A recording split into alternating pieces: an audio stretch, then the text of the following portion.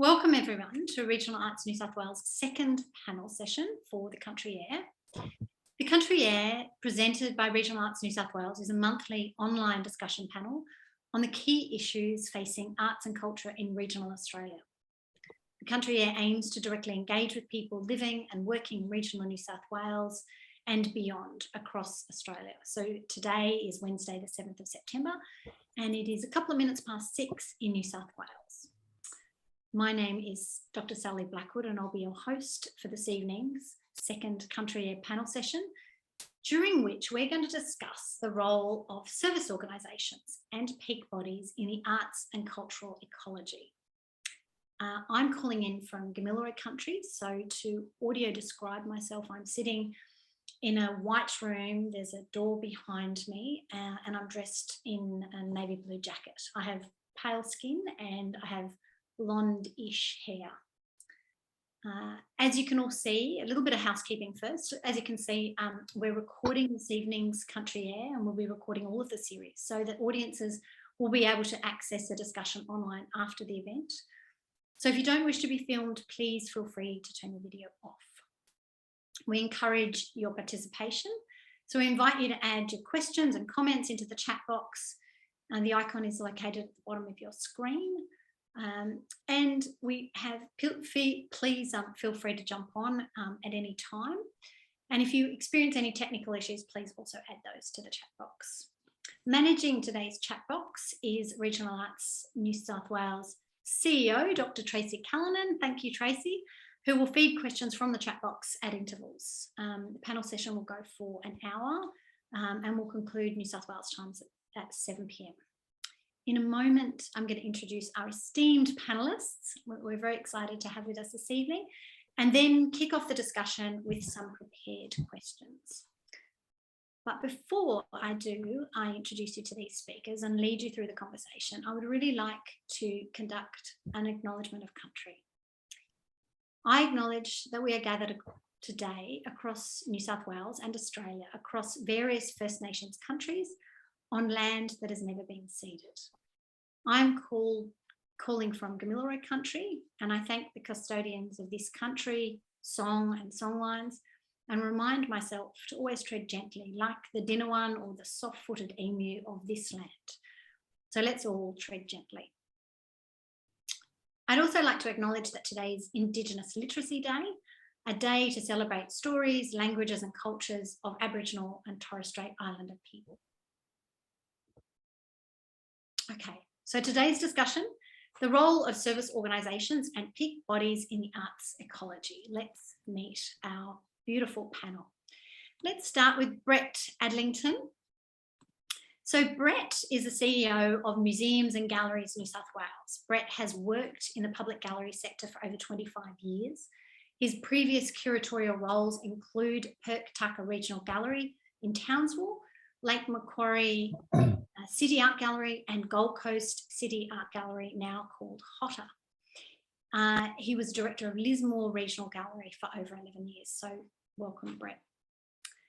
I have apologies from Penelope Benton, who is the Executive Director of NAVA, the National Association for the Visual Arts, who was due to be with us this evening, but has been called away to her sick child, and so her role this evening is to play the role of a really important mother. So we thank Penelope for wanting to be here, and we are sorry that you can't join us this evening. Margie Breen, Executive Director of Theatre Network New South Wales. So Margie is a theatre maker, an advocate who's worked across the arts sector. She's a director, a producer, a dramaturg, community cultural development artist, a performer, a teacher. She's a project manager across Australia and internationally. Margie has performed, facilitated, toured with physical theatre and visual companies, so Earth Visual and Physical Inc. and Stalker, and was the first creative producer for local stages at BMEC in Bathurst, New South Wales. She's been a project manager and facilitator for multidisciplinary international research projects with a performance-based critical path, and is a teaching artist and director for NIDA, the Australian Theatre for Young People, ATYP, Sydney Opera House, Sydney Theatre Company and Belvoir Street. So welcome, Margie.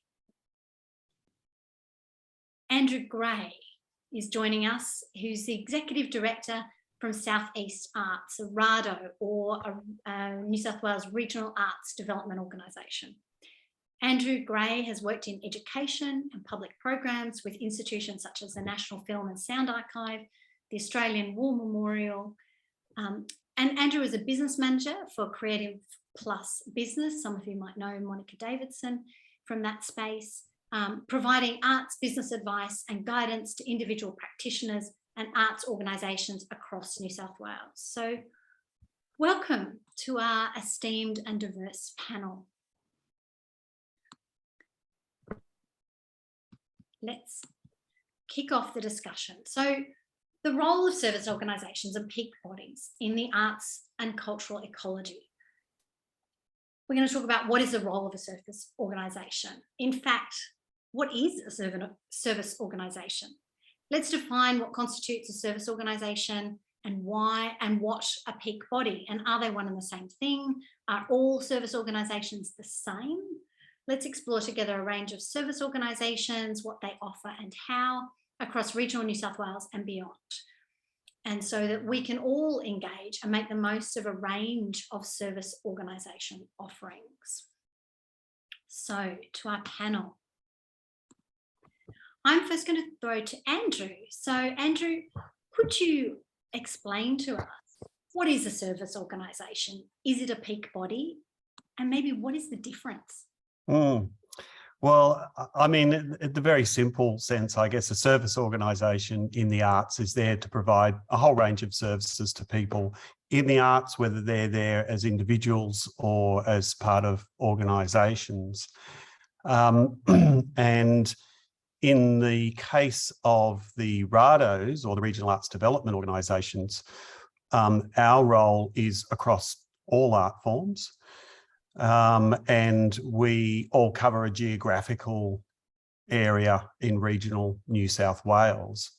And so, you know, if you take that sort of first part of providing services to arts organisations, that's regular and ongoing. It's providing advice, assistance, helping people with funding, professional development. But then for the RADOs, it sort of broadens out a bit more into the sort of the bigger arts ecology, if you like, in that we connect with what's happening in our region. We all play some kind of role in promotion. We all have websites. We all, you know, nearly all of us have communications officers who do social media. So, you know, there's a sort of a information sharing and a role to sort of promote the arts within our region. And then because we're geographically made up of LGAs or councils, you could also extend that sort of service that we provide to our local councils, who more and more, particularly in New South Wales, are key providers of arts and cultural services, venues, and facilities. So there's a sort of a key relationship there, I guess, you know, taking the arts down to a local and regional level. So it's kind of very varied and kind of works across a whole range of areas. And as I said, you know, there's art forms that we, you know, the traditional, you know, visual and performing arts, but a lot of us work in the areas of things like screen development, cultural tourism is a key thing for many of us. So, and of course we use the arts, and this is something that's grown a bit more recently, the arts as a vehicle for health, well-being, environment. You know, it kind of touches a whole range of things. So where the arts becomes a vehicle by which other kind of broader social issues or challenges are addressed. So it's pretty wide and varied for the RADOs. Absolutely. Andrew, can I just ask, how many LGA or local government areas do you represent in your area? I'm rather fortunate. I have 3. 3, okay. So that's quite manageable. Some of my colleagues, you know, have 12, or how many were in Arts Out West, Tracy? Yeah. Arts Yes. Northwest have 12 as well. So you are very fortunate there. That means you have a relationship between local and state government, is that right? That's right, and to a certain extent to national as well, because in the interest of sort of pursuing the kind of activities and strategic projects that we want to do, we're sort of looking, you know, right across the board for, you know, where we can go for funding, where we can create partnerships. So, you know, it sort of works out. But yeah, I'd say for us, there's a key relationship that's sort of the local to the state. What's the difference between your organisation and a peak body? Are you a peak body? Is that what that means? I'm just... Yeah, look, I don't necessarily, you know, you could say we're the peak body for the arts in our region, in that I guess I consider it as part of our job to know what's happening in our region, to look for the commonalities, the shared needs and opportunities, to advocate for the arts in our region. But I wouldn't say then we're a peak body in the way that museums and galleries might be, or Regional Arts New South Wales are, that have that kind of that aspect of their work is a really key focus for what they're doing, and who they're representing. Margie, at Theatre Network New South Wales, who do you represent and what is your key function there? First, I'm going to audio describe myself. So I'm sitting in a white room with yellow writing on the wall and a orange cushion behind me. I've got a blue shirt, fair skin and brown hair. Who do we represent? We represent performance makers and arts workers in New South Wales. And second part of the question, Sally? And what's your key, so what's your key function, I guess? Oh, our key function. Yeah. So we support, advocate for and with, and connect performance makers and arts workers in New South Wales. They're the 3 big things. And we're really looking at, like, we weren't saying we empower, but we're changing our wording. We're going through a strategic... I'm really sorry to interrupt, Margie. We need you to be a little bit louder. Oh, okay. Okay, thank you. I saw you waving. I thought you were supporting me there, Tracy. Can you hear me? We are. I didn't want to wait because she agrees. yeah. Great. So just, can you hear anything me? you can do to get louder, that's good. Okay, hang on. Can you hear me now? Oh. I can, but other people? Okay. I checked my microphone, but can you hear? Okay, I'll speak. I'll put my face up a little bit closer. But support, we used to have empower, and it's still kind of in our, but we're looking at the support, because that's kind of a more comfortable word for us. People are already empowered, although maybe not so much lately. Thanks, Margie. That's fantastic. Brett, I'm going to jump to you. Your service organisation works in the visual arts. I'd love to hear more about your service organisation, but also, are all service organisations the same?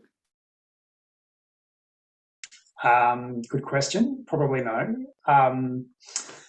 So I guess in terms of museums and galleries New South Wales, so I guess we're much broader than just the visual arts. So we support the museum sector as well, which often contributes that sort of cultural heritage space as well, and local history organisations, and also regional cultural centres. So I guess across our network, there's about 500 small to medium museums, galleries, and our regional cultural centres. So it's a huge amount of organisations that we do, and I kind of like that terminology that sort of Margie was just talking about then, about the organisations we work with are empowered.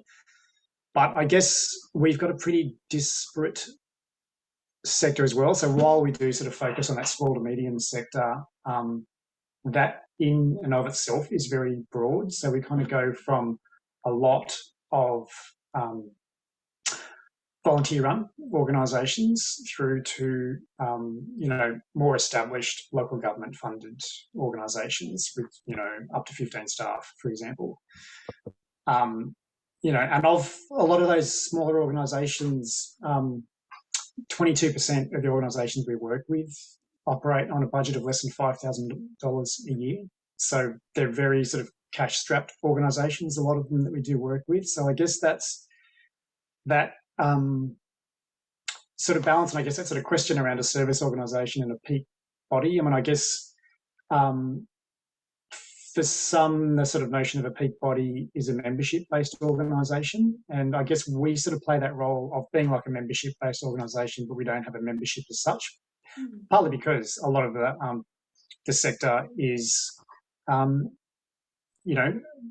that flush with funds to be able to sort of pay membership fees for services. And I think, what a lot of those organisations are doing is playing an incredibly important role in caring for that shared cultural heritage. And if you sort of imagine the state without the volunteers that are looking after that important cultural heritage, then all those sort of local stories and knowledge sharing about our history is gone. So I think, the sort of role we play within that space is to try and, empower and sort of build capacity of those organisations so that they're better placed to do that. And I guess, so there was another part of your question there that I might have skipped over. What was... I was just interested, and I think through what you're saying, you're describing it incredibly well, but I was just thinking, are all service organisations the same? So...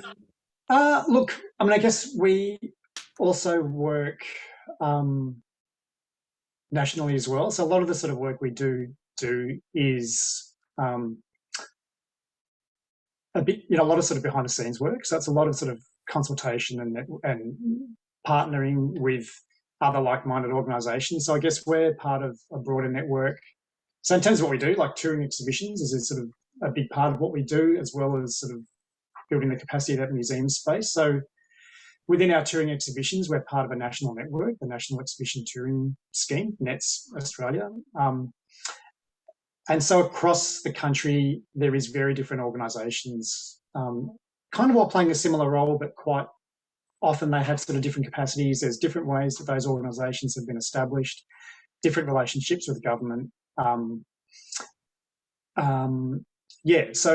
the work of South Australia, the sort of touring organisation there is very different to us in New South Wales. We've probably got more similarities with our sort of kind of sister organisation in Queensland. We're sort of most closely aligned and established, so we sort of probably share a little bit more in terms of what we do together in that space. And so no, they're not all the same. So if I were to call you, would I be calling as a museum? Like, could I be, say, managing a museum or a small gallery, and I would call you to ask you about how to network, what are the sort of questions you're getting, and who we get lots of questions. So I guess so far this year we've had over 350 inquiries from a whole range of different people, which totals about 150 hours of just work with those inquiries. So, and they can be easy contact kind of inquiries. They can be, I'm just sort of thinking of even last week, some of the stuff that's sort of come through, and it's things like, we're looking to establish a new museum. How do we go about it? Sometimes they can sort of come from a more commercial angle, looking at establishing a museum to sit alongside a commercial entity. How do we do that? And so, the responses there are, well, we've got sort of online resources to help with that, but it's also making connections with state government funding bodies around, funding that might be suitable for that. But if, in this particular case of the one I had even this week, what is your governance model going to look like? And if it's more of a sort of commercial governance model, then, you've probably been eligible to apply for these sort of various funding mechanisms. So it's stuff like that. It could be organisations having difficulty with their local council and trying to understand what might be some sector standards that we can help them articulate to their local government authority. Sometimes you get questions where it's something that you just have not thought of before. So I guess we're sort of learning. Challenge? Yeah, look, I guess because, when you sort of have that understanding that we're a peak body, we have the answer for everything. But I guess what our role does is we can easily pick up the phone and contact other people who, and a great sort of example of this is just last week, we had a small organisation that we had engaged a researcher to do some work on objects in their collection to become part of an online sort of platform of objects, digital objects, or digitised objects from collections. And as part of that research process, the researcher discovered a highly flammable material in their collection, or potentially highly flammable material. And so, we could make contact with people in the sector.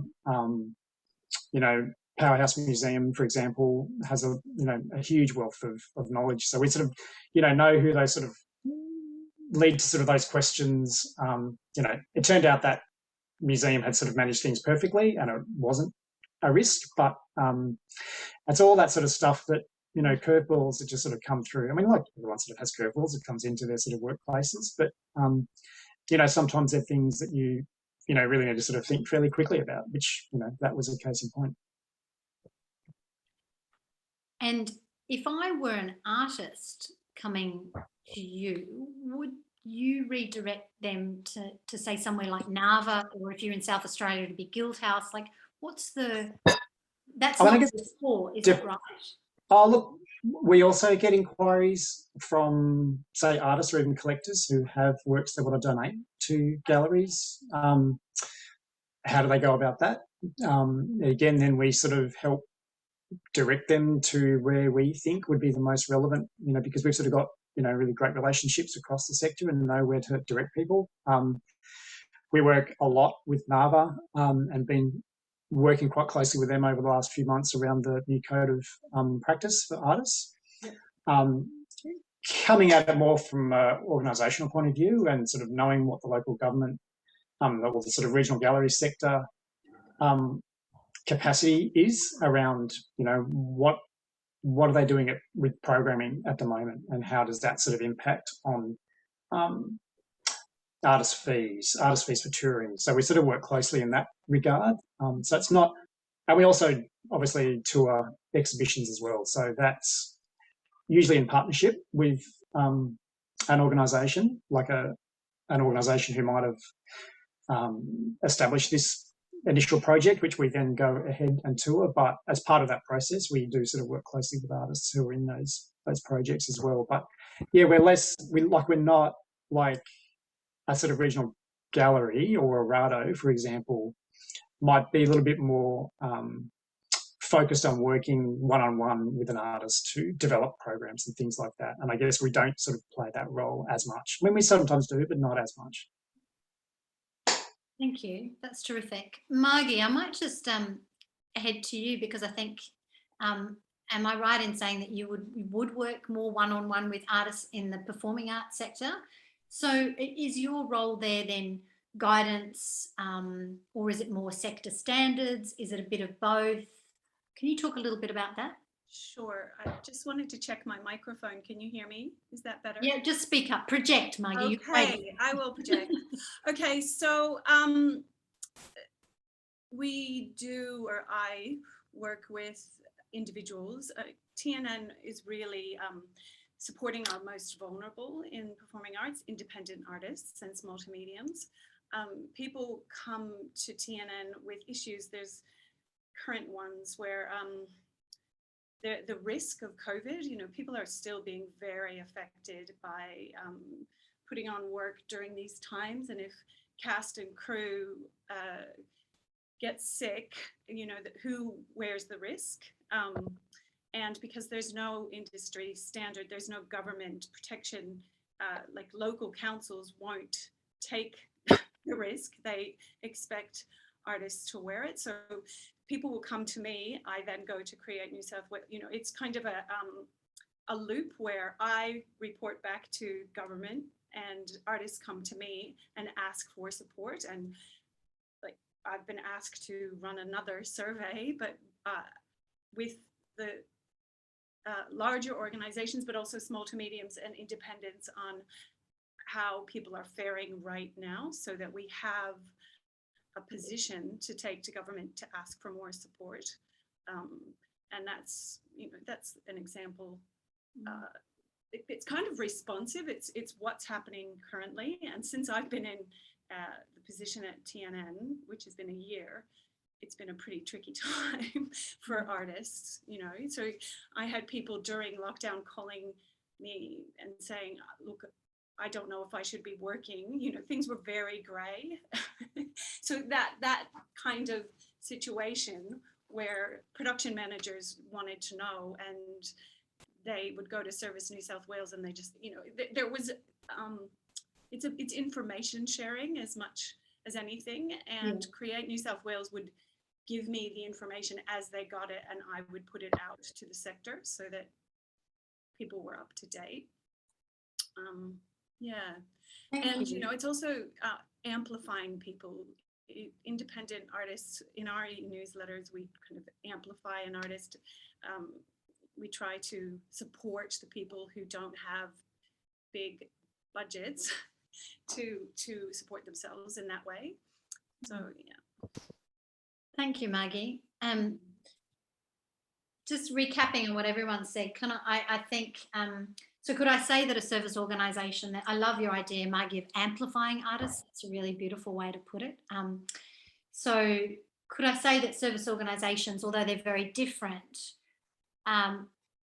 key roles are amplifying artists, information sharing, knowledge sharing, creating partnerships between people and other organisations. Advocacy seems to be something that's come up a number of times, and that ability to then talk about, as you mentioned, Brett, governance models, or whether it's guidance with sector standards, that sort of thing. Would it be plausible to say that all of your service organisations do that, but in very sort of different ways of capacity building? Yes. Would that be fair? Yep. Yep, I would say yes to that. I would say yes to that too. Connecting artists to each other and connecting artists to organizations. Yeah. And to opportunities. So, I have examples in my mind, but a young independent is coming up. I realize she's working on a show that's got a connection to a town, and so I connect her to a venue, connecting across the state too for us. Yeah. We do. So that's kind of like connecting artists to audiences as well as another aspect of what we're doing. Yeah, beautiful. Absolutely. And I guess just to add to that, it's also like we're not only just reactive to the sector either, like we do. I guess M&G does, and I'm sure the other organisations here do as well.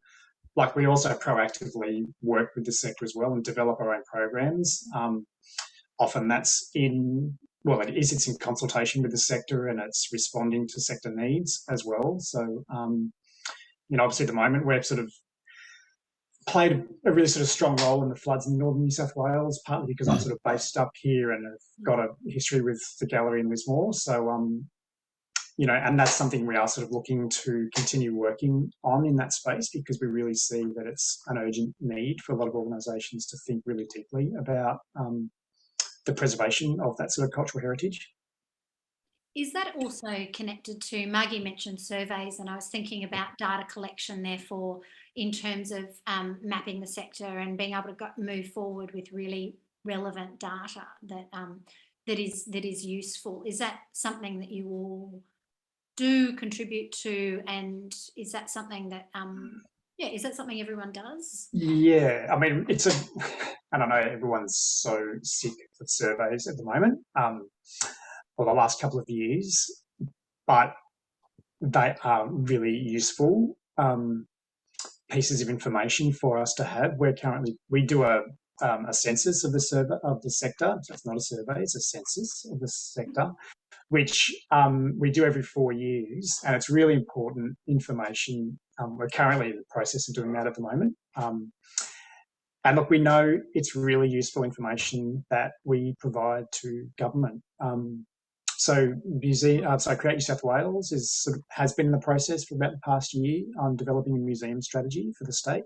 And so we've obviously worked very closely with them on the development of that and provided a lot of consultation and assistance in developing their survey for that. But, our census was a really important document for them to be getting information about the sector more deeply. So look, it is part of that sort of research. Most of the sort of service organisations really see that as their role, and it helps them sort of also form, develop submissions to. I mean, we sort of also spend a lot of time developing submissions to various government inquiries. Obviously the National Cultural Policy, which recently closed. So the information that we find through those surveys and the census and things like that do inform those submissions so that they're more fully realised and reflective submissions of the sector that we represent. Yeah, terrific. Yeah, I'd just add that in terms of, you're right, we're not just reactive, we do our own programs, and even just as a simple thing, as part of our funding through Create New South Wales, we have to submit multi-year strategic plans that, kind of identify key sort of activities and programs that we're going to be undertaking. And of course, we report to them with lots of data. But, in addition to our own data, certainly the RADOs kind of gather and collect that sort of information a lot. And I'd have to say, encourage others in the arts to do the same as well, because, the more we know about the sector, then the more that, we can advocate for it or identify areas of need or shape policy. Yeah. Well, shape policy is absolutely crucial, isn't it? And I think so it's fantastic that everyone put in for the National Cultural Policy, and we'll see where that takes us. But it's a really interesting time right now where service organisations are having a really big impact because of that data collection and because of the ability now to talk between between all levels of government. You're working between local government, you're working with state government, and now being able to put in for federal government in terms of the National Cultural Policy. I think it's a really key that all the work that you do. Now I'm going to move to a really sticky area. We've done the nice fun stuff. So the sticky area of funding, I'm going to read something to you. So Report 10 of the Public Accountability Committee into Integrity, Efficacy and Value for Money of New South Wales Government Grant Programs, final report of February 2022, states on page 13 in recommendation 9 that the New South Wales Government revise its provision for grant funding to peak bodies and restore dedicated funding for these bodies outside of the grants process. If this recommendation is not supported, the committee instead recommends that Create New South Wales return to funding peak bodies with multi-year rather than annual funding. That's a really big mouthful, and I was just quoting from the document. But I just thought I'd put that as a bit of a framework of where we're at the moment in terms of funding. And Andrew, I'd like to talk to you because it's something we spoke about earlier this week, and you talked about inbuilt redundancy in relation to capacity building, and I just thought that was a really nice way to start this part of the conversation. Is that something you're able to talk to now? Yeah, I mean, what I was talking about there was getting back to that question, are all service orgs the same? Even when they're the same, like they're all RADOs, they're different. Partly the reason for that is because we cover these different geographical areas, what's happening or not happening in all of our areas is quite different. And so certainly from my experience with Southeast Arts is we're always looking to see where the gaps are. You know, we want to know what's happening and what's going on and what needs help and support, but we also want to identify where are the areas where we could play a role in coming in and getting something moving, getting something going, with the idea that if we did do that, we'll be successful when we're not needed anymore. You know, in that we've come in at the right time to build capacity or establish something, whether it's a new organisation or an event or a kind of a collective of people that are then able to sort of take it forward from there, and we're then able to go, fantastic, that area is being looked after. An example for us is a few years ago we established a screen industry development strategy. We got some funding for that. We were active in that area for about 5 or 6 years, and then out of that a film industry body was established in the Southeast region, and they've now sort of taken forward the torch, and they're running film festivals and running professional development and getting funding to support their activities, which allows us to then go, that's great, we can step out of that or not be quite as closely, you know, connected to that area. And now we've got an organisation to partner with and to, you know, look for opportunities to work with. So that's that idea that there's a role to play to come in at the right time to get something going, but you know, with the view to then stepping out of that area once it's active and to a certain degree, you know, sustaining itself. And does that, so coming back to funding, because we need to get to this gritty, awkward bit. In that case, does that mean that being in that competitive funding round, say for the screen, that was okay, because at that point in time, there may not have been artists or other people able to go for that funding, and therefore you could be that voice or help the, you know, to take Margie's words, maybe help the amplification of artists in that way until such time as they're ready to then go for the funding themselves. Is that part of the, that's what I understood from our conversation. Yeah, yeah, that's right. I mean, if you look at when a RADO or Southeast Arts in our case might apply for competitive funding, it is a tricky one, you know, because we then might be competing against other artists or arts orgs in our region for the same money. So we're always sort of conscious about, well, you know, what areas are we applying in, and what might, you know, what art forms or particular sort of rounds of funding might not get applied for from our region if we're not in there making it happen. And maybe the other aspect of that too is that at times we can and do auspice funding applications, which takes advantage of the fact that we are you know, a not-for-profit org, where we're in a position to apply, and an individual artist might have an ambitious project that they want to do, but they can't actually apply as an individual.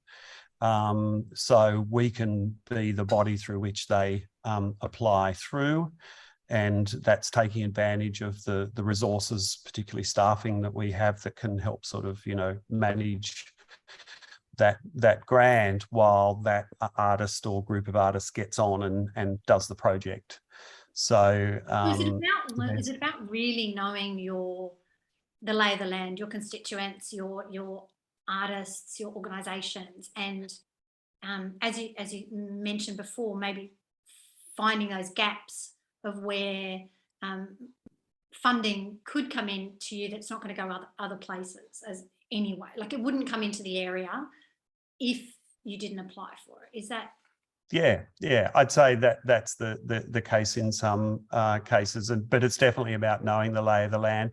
I'd say it's also just about being open to new ideas and opportunities, because that's always going to pop up something you weren't, or someone you didn't know about before, or some new sort of thing. So it's about being sort of ready and I think nimble. That's been the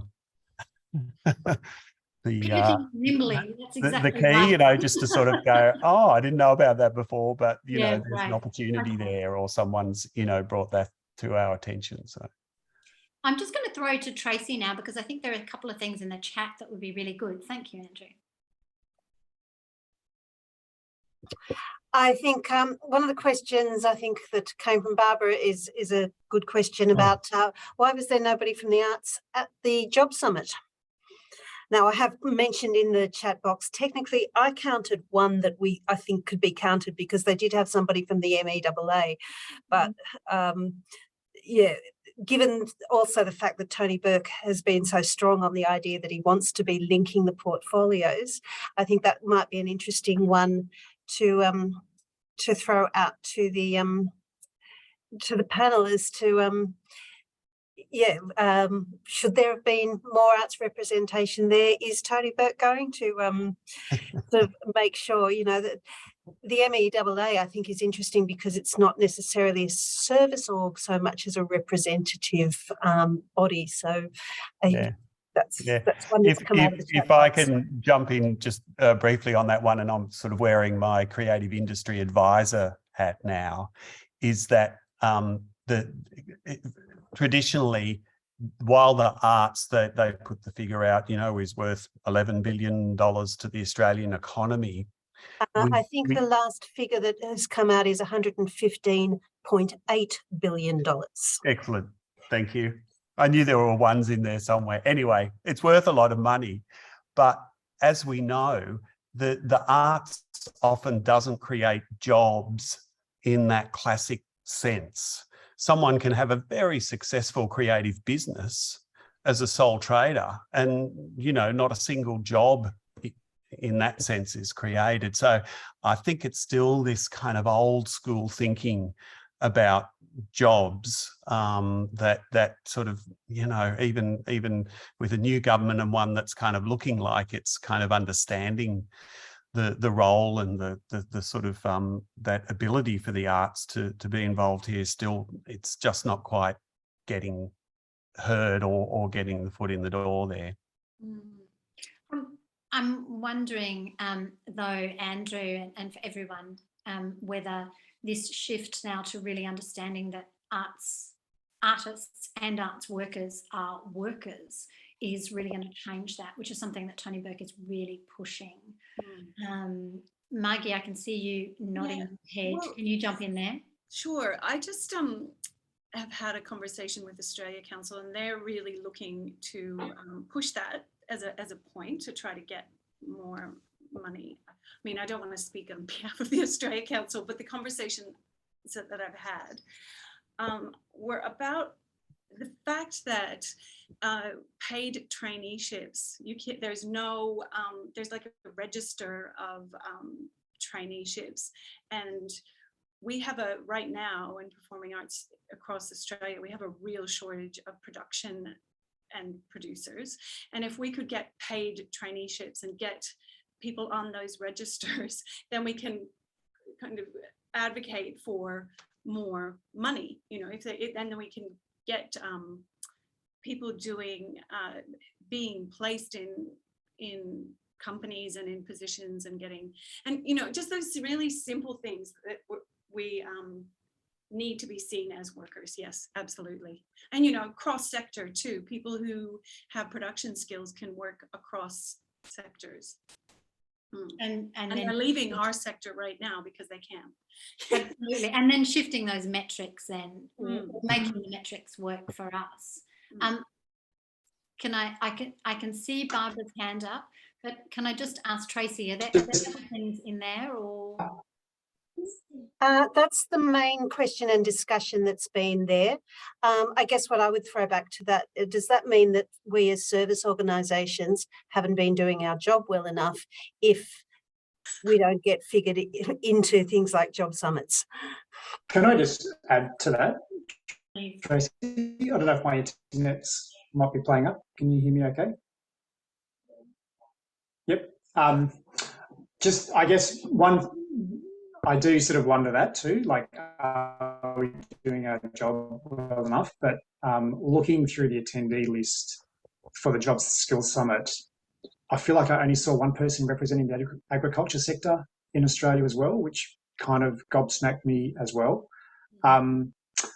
You know, and I think there's a lot of very heavy hitting industry bodies representing the agricultural sector. So the fact they weren't there is really interesting and scary and telling. But one thing, so Penelope from NABA is really fantastic. So we got an email from her probably 2 days before the Skills Summit, realising that there was a lack of people going to be attending that. So can we quickly email the Minister and his advisors our recommendations from our an attempt made prior to the Skills Summit? And I have heard that there will be some sort of follow-up smaller consultation sessions to come out of that, particularly as the Minister's holding those two really important portfolios. It was very disappointing to see. Brett, you broke up a little bit, but I think I got what you were saying in terms of the two portfolios that the Arts Minister holds. We just like to call him the Arts Minister. We know he's doing other things. Yeah, that's right. But in terms of education and training, and that's very important. But also that there are other smaller roundtable discussions happening afterwards. Is that correct? I also understand there were roundtable discussions that happened before the Jobs and Skills Summit, and I understand that the arts was very heavily involved in that too. So maybe we weren't there. I thank you very much for the perspective of agriculture. All living in regional areas, agriculture is all around us, and that's, you know, incredibly important. So really interesting to see that was also there's only one person there too, so that makes a big difference. Now, Barbara, I know you're trying to say things. What would you like to say? Do you want to? Yeah, look, I'd have to but I'm pretty sure. Yeah. Barbara, can you turn your microphone on? Yeah, is it on now? That's perfect.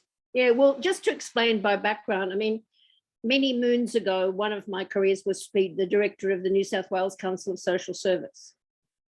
So my background really is a sociologist, and then I worked in the area of technology futures, and I worked at the state and Commonwealth level in that capacity. So I would have to say and now I'm in the arts and culture sector because I got involved in becoming the president of the Blue Mountains Creative Arts Network. And now, using my community development hat, I've pulled the 24 organisations across the mountains together to form an alliance.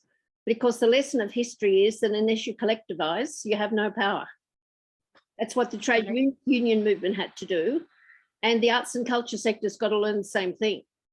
You know, like in the community services sector, there's plenty of equivalents of RADAs, you know, regionally funded neighbourhood centres and regional groups, but they all articulate up to NUCOS, and then they articulate up to ACOS, which is a lobbying advocacy body for people, you know, who are the disadvantaged in society. Well, the arts and culture sector are sort of split between, if you might, you know, because they contribute this huge proportion to the economy, they're different to the welfare sector. Right? They make a huge contribution to the economy, but many of the participants in it belong to the precariat. They're on low income, marginalised, short-term contract, casualised work. And I know Tony Burke's fully aware of this, actually. So we've never developed a collective voice that argues on behalf of this section of our sector. It's because it's split between what I would call the elite level, the big arts companies, you know, very important stuff. I'm not turning against them, you know, at all. That's really important stuff, high quality. It's our cultural reputation, performs very important diplomacy work and who we are as a country. But nevertheless, running along it, it's a bit like what's happened to universities, where in a place like the University of Melbourne, 75% of the staff are now casualised, highest level of casualisation of any industry sector. So there's huge shifts happening in this area that Tony Burke's trying to manage. But the teachers of the university sector, they've got a union. They've got collective representation to try and represent that story. But the arts and culture sector has not. You've never developed a body that's independent of government that can act. I mean, what's it called? The visual arts one. What do they call again? NIVA. That acts as a professional group. That's true. But that's like just one small sector of the visual arts. But across the arts and culture sector, there isn't. And I mean, I know they had 2 round tables before, and one was for First Nations cultural sector people and one was other, and I've no idea who was invited to the table. But it wouldn't have been the sector that you guys all talk to, which is the community-based small and medium arts organisations that service, you know, what you might call hyper-localism and regional communities, the sort of heart and throbbing heart, if you like, of where people are. And I think this is your strength. Like you're servicing and supporting the growth of the community-based structure of our country's culture and participation. And that's where you talked before about the interface with health and well-being and environment activism. I mean, one of the things, because of my own background, I guess I'm hot on, is we're in the middle of a paradigm shift. And that paradigm shift is being pushed on us by the failure of neoliberalism and the climate and ecological crisis that's right upon us. And there's an underbelly that's happening, and organisations like the Australian Earth Laws Alliance are doing all the groundwork in this space. It's not yet registered in the government because they're trying to push an economic model about, you know, we're going to become a renewable energy superpower. And I kind of understand why they're doing that. I'm not critical of them. You wouldn't win a government, but nevertheless, underneath all of that, a new paradigm is emerging that's being driven a lot by First Nations creatives. Absolutely. And Barbara, you've said so much. I'm gonna get you to hold it there because there are so many points that you've brought up. Thank you very much. Okay. Thank you for bringing up so many important points there. We do have a union. It's called the MEAA, the Media Entertainment Arts Alliance, and they were present at the Job Summit, which we just discussed. And I think there are lots of different organisations, and I think you're absolutely right. It's a time of change. It's a time of cultural shift. It's also a time where we actually have the ear of government, which is fantastic, and it has on both state and federal level, and it's a really exciting, important time. And I think service organisations, you know, that we've heard from all of you, what you offer between one-on-one and consultation and connecting the sector and all of these things are really incredibly important. So I'd just like to, is there, and anyone can answer this from the panel, is there a responsibility of government then in relationship to service organisations?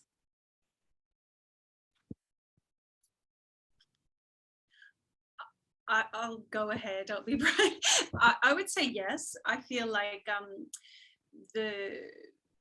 because we're state-based, Create New South Wales funds Theatre Network New South Wales, and they want information from us. Like we feed into each other. They support us financially and supply information, which we then pass on to our members and the sector. But they also want information from us, you know, and so I feel like that recommendation that you read out is really important. We shouldn't be competing against the people that we support, and that they do have a responsibility to fund service organizations and peak bodies. That's my opinion. Yeah. But Terrific. yeah, Thanks, we do thanks, service Maggie. the sector, and a non-partisan artists need that. They need a non-partisan body or bodies to support. Yeah, terrific. That's really well said, Margie, and it's a really it's a crucial factor in the sector, isn't it? Yeah, I think too that in thinking about the RADO network, it is quite unique in Australia. Most of the other states support their regional arts through their main departmental arts department.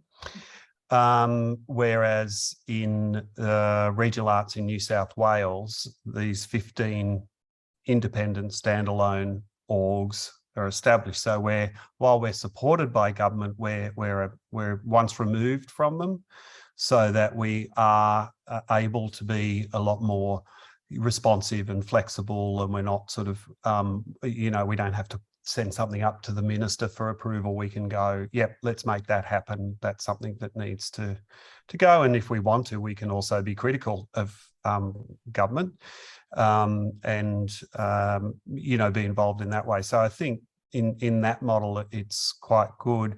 And thinking about the regional arts network, for a long time, arts in the region was seen as, oh, poor people in the region, they need the arts and culture. We better make sure that we're supporting, you know, getting it from where it's all happening in the cities out to the regions. Whereas, you know, the shift that's happened now is to say, well, you know, yes, that part of it is important, but it's also about growing and nurturing what's happening within the regions. And, you know, picking up on that point about First Nations culture, that's where, you know, certainly it's a key focus for our work in supporting and growing that, and that recognition of you know, the country that you're on and the First Nations people there, and recognising their cultural traditions and supporting that as in both traditional and contemporary practice. So, you know, that's a really important aspect of, you know, why I think that it's great that you know, it's important that the government is supporting those kind of activities. Thank you.